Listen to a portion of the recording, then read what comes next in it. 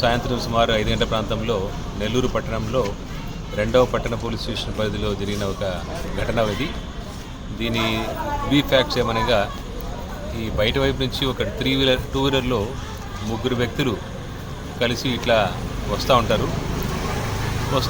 వచ్చే క్రమంలో ఒకానొక ఇంటి ముందు వాళ్ళు 2 వీలర్ పడిపోతే గబుక్కన ఈ కంప్లైంట్ దారుడైన షేక్ బాబు, అతని స్నేహితులు ఇద్దరు కలిసి ఆ బైక్ వాళ్ళని లేపి, కింద పడిన ముగ్గురిని బైక్ లేపే క్రమంలో వాళ్ళిద్దరి మధ్య చిన్న ఘర్షణ జరుగుతుంది. దీంతో ఆ ముద్దాయి తన మోటార్ సైకిల్ కీ చైన్తో ఉన్న ఒకనొక కీ చైన్ తోటి ఈ కంప్లైంట్ యొక్క తొడ మీద ఒక ఇంజురీ కలిగజేస్తాడు, రక్తగాయము.